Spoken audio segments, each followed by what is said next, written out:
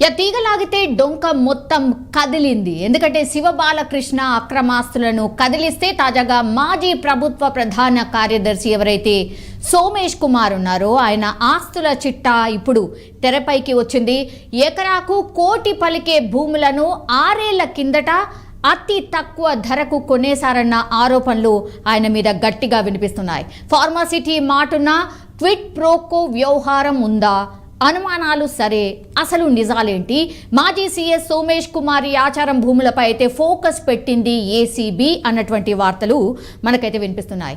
Sanjay join అవుతున్నారు. సంజయ్, నిజంగానే మాజీ సీఎస్ ఎవరైతే సోమేష్ కుమార్ ఉన్నారో ఆయన మీద అసలు కంటిన్యూషన్గా ఏదో ఒక వార్త వస్తూనే ఉంది.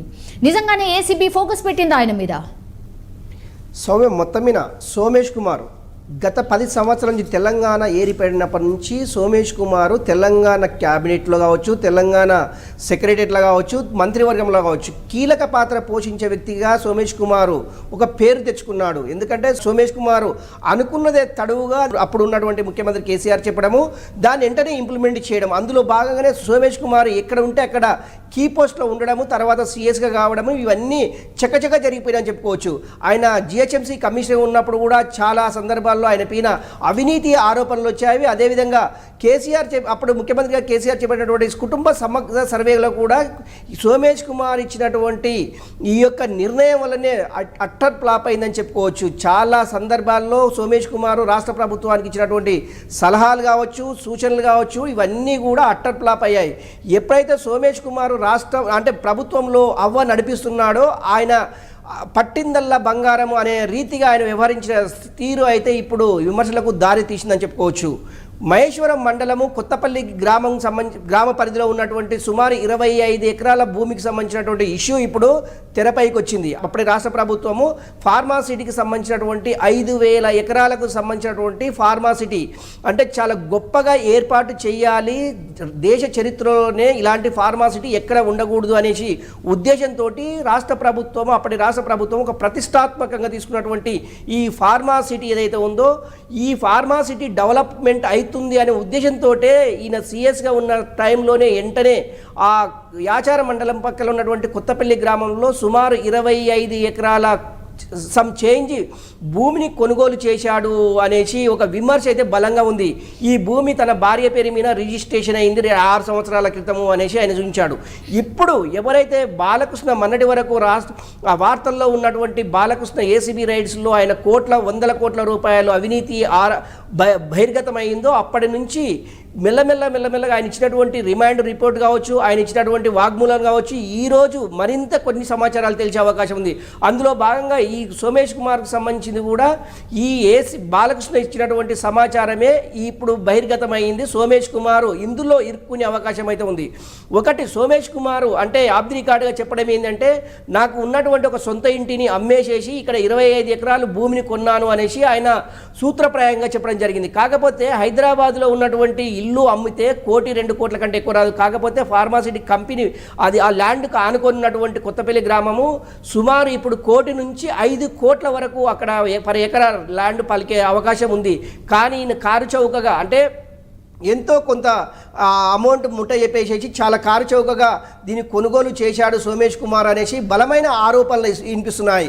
ఇక్కడ అంటే రాష్ట్ర ప్రభుత్వంలో ఉన్నటువంటి కొంతమంది అధికారులు కావచ్చు, అదేవిధంగా అక్కడ యాచార మండలానికి సంబంధించినటువంటి కొంతమంది అంటే ఆ ప్రభుత్వ అధికారులు కావచ్చు, ఎవరేమైనా కూడా ఒక సీఎస్ ఇన్ని వందల కోట్ల రూపాయలు ఎలా సంపాదించారు? 25 ఎకరాల భూమి అంటే అంత ఆశమైంది కాదు. ఎందుకంటే ఇది సుమారు 5 కోట్లకు ఎకరానికి ఉన్నా కూడా సుమారు 250 కోట్ల రూపాయలు అది 20 చాలా పెద్ద అమౌంట్, ఇది 150 కోట్లకు చేరుకుంటుంది. కానీ ఇంత అమౌంట్ పెట్టేసి సోమేష్ కుమారు కారు చౌకగా ఎలా కొన్నాడు, ఎందుకు రాష్ట్ర ప్రభుత్వం సహాయ సహకారాలు అందించింది, ఇది రేరా పరిధిలోకి వస్తుందనే కోణంలో కూడా ఇప్పుడు ఏసీబీ అధికారులు పకడ్బందీగా విచారణ చేపట్టడానికి ప్లాన్ అయితే చేస్తున్నారు. ఒకటి.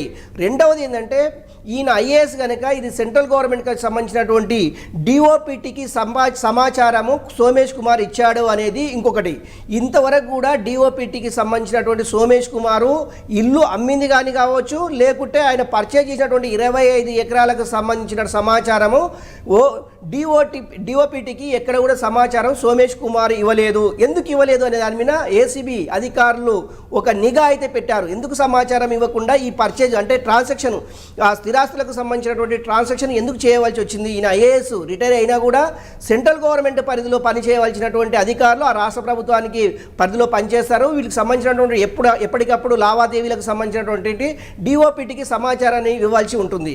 కానీ సోమేష్ కుమార్ డిఓపిటికి ఎందుకు సమాచారం ఇవ్వలేదని ఒక ప్రశ్న అయితే, 25 ఎకరాలకు సంబంధించిన ఇంత పెద్ద అమౌంట్, ఇల్లు అమ్మితే ఇంత పెద్ద అమౌంట్ వస్తుందా అనేది రెండవ క్వశ్చన్. కానీ ఇక్కడ బాలకృష్ణ ఇచ్చేటటువంటి ఒక వాగ్మూలాన్ని ఈరోజు అంటే బాలకృష్ణని అంటే ఇక్కడ ఉన్నటువంటి ఏసీబీ అధికారులు ఆయనని అది అదుపులోకి తీసుకొని విచారించే అవకాశం ఉంది. ఈ సోమేష్ కుమార్కి ఈ 25 ఎకరాలే ఉందా, ఇంకా ఈ రాష్ట్రంలో అంటే హైదరాబాద్కు సంబంధించినటువంటి ఇంకెక్కడైనా భూములు కొనుగోలు చేశారనే కోణంలో ఏసీబీ అధికారులు విచారించే అవకాశం అయితే ఉంది. ఈయనకు ఈ రోజు రేపు ఒక నోటీసులు పంపించేసి విచారించేటటువంటి అవకాశం అయితే లేకపోలేదని చెప్పుకోవచ్చు. అంటే సోమేష్ కుమారే ఉండా, సోమేష్ కుమార్కి సంబంధించినటువంటి ఇంకెవరన్నా అధికారులు ఉండరా లేకుంటే? ఎగ్జాక్ట్లీ సంజయ్, నా క్వశ్చన్ కూడా అదే. అంటే బాలకృష్ణ చెప్పేటటువంటి విషయాలు ఏంటి? ఇప్పుడు సోమేష్ కుమార్ పేరు వినిపిస్తోంది, ఇట్లా ఈ లిస్ట్లో ఇంకెంతమంది ఉండబోతున్నారు? ఏసీబీ అక్కడక్కడ లీక్స్ అయితే మనకు అందుతున్నాయి. డెఫినెట్లీ ఈయన పైన కూడా ఏసీబీ రైట్స్ ఉండబోతున్నాయి, ఆయన పైన కూడా కన్ను ఉన్నటువంటి విషయం. సో ఈయనే కాదు, ఇంకా చాలా మంది పేర్లు ఉన్నాయి, వాళ్ళందరి మీద కూడా నిఘా ఉంది. సో వాళ్ళకు కూడా వాళ్ళ మీద కూడా ఏసీబీ రైట్స్ చేయబోతుంది అనేది ఒక వార్త. అండ్ 4 రైతుల దగ్గర నుంచి కేవలం 2 లక్షల రూపాయల చొప్పున మాత్రమే భూమిని దక్కించుకున్నారు అన్నటువంటిది ఇంకో వార్త సంజయ్. నిజంగానే అంత తక్కువ ధరకి ఈయన కొనుగోలు చేసి మరి ఇప్పుడు ల్యాండ్ అసలు కోట్లలో పలుకుతోంది. మరి పాపం ఆ రైతులు లాస్ అయినట్టే కదా, ఏంటి పరిస్థితి వాళ్ళది?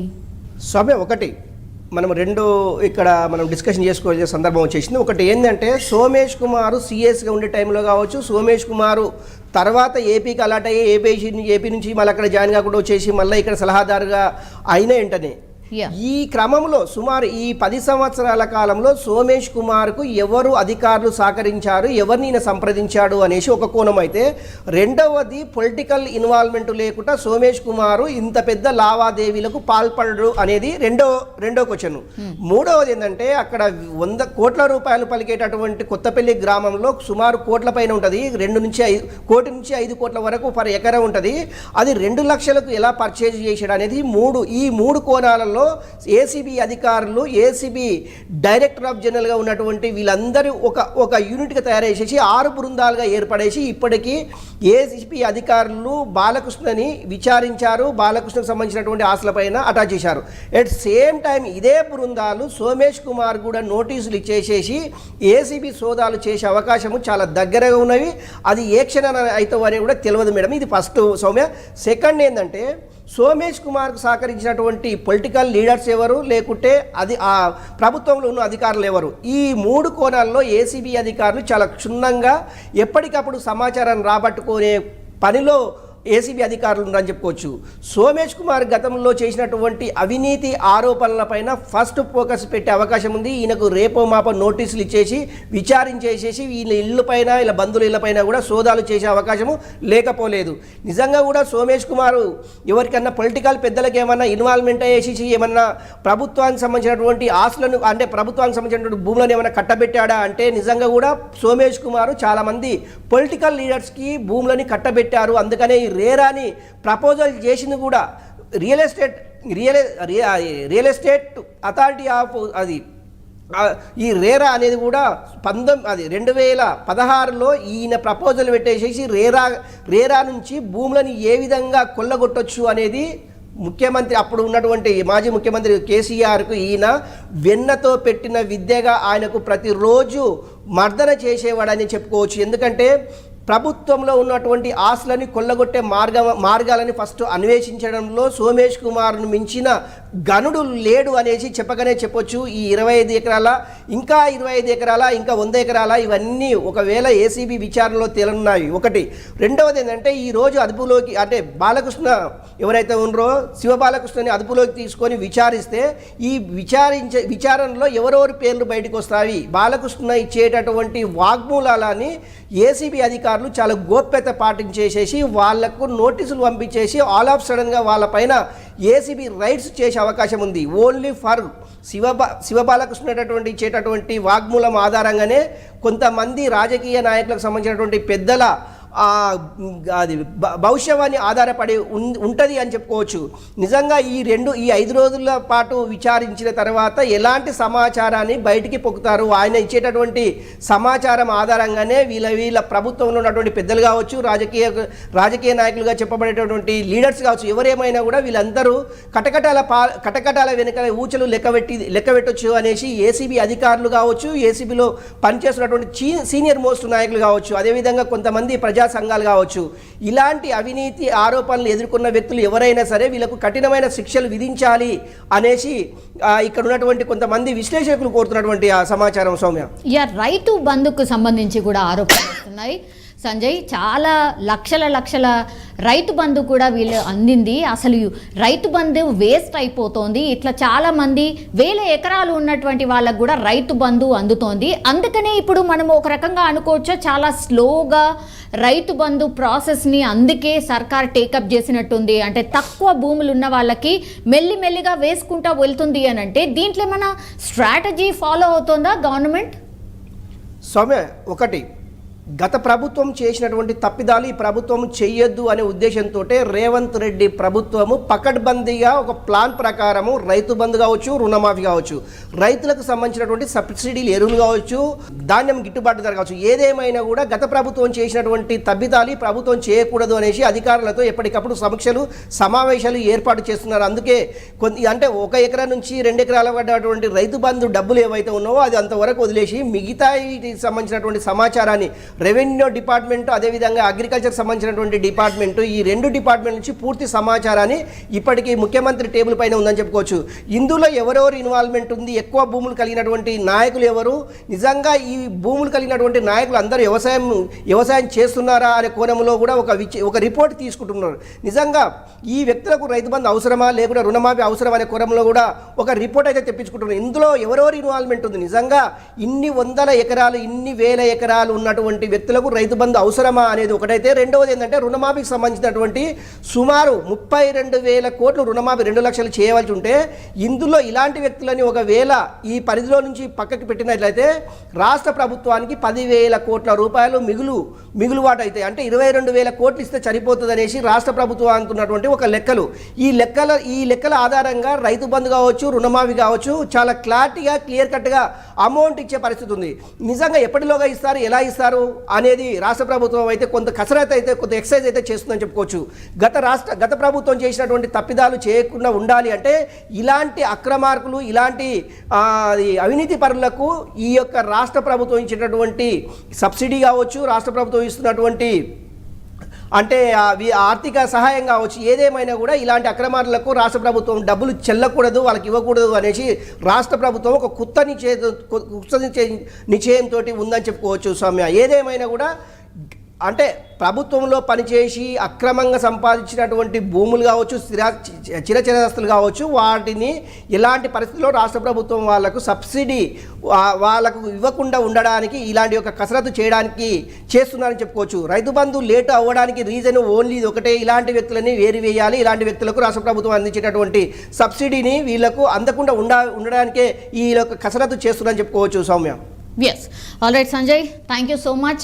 మొత్తం మీద అది మాజీ డైరెక్టర్ శివ బాలకృష్ణను ఏసీబీ అధికారులు అరెస్ట్ చేసిన తర్వాత జరుగుతున్నటువంటి కీలక పరిణామాలు ఇవన్నీ కూడా. కేసు విచారణ క్రమంలో అయితే సోమేష్ కుమార్ యాచారం భూముల వ్యవహారం తెరపైకైతే వచ్చింది. సో హైదరాబాద్లో ఉన్న తమ ఇంటిని అమ్మి 2018లో యాచారంలో భూములు కొన్నామనేది సోమేష్ కుమార్ వర్షన్. కానీ ఏసీబీ వర్షన్ కావచ్చు, బాలకృష్ణ ఇచ్చినటువంటి రిమాండ్ రిపోర్ట్లో ఆర్ విచారణలో బయటపడ్డ విషయాలు మాత్రం డిఫరెంట్గా ఉన్నాయి. మరి ఏసీబీ రైట్స్ జరగబోతున్నాయి, ఏసీబీ ఇన్ఫర్మేషన్ గ్యాదర్ చేయబోతోంది అన్నటువంటి వార్తలు అయితే వినిపిస్తున్నాయి. మరి ఎప్పుడు రైడ్ చేస్తుంది ఆర్ నిజంగానే ఇంకెన్ని విషయాలు బయటకు రాబోతున్నాయి అనేది వేచి చూడాల్సిందే.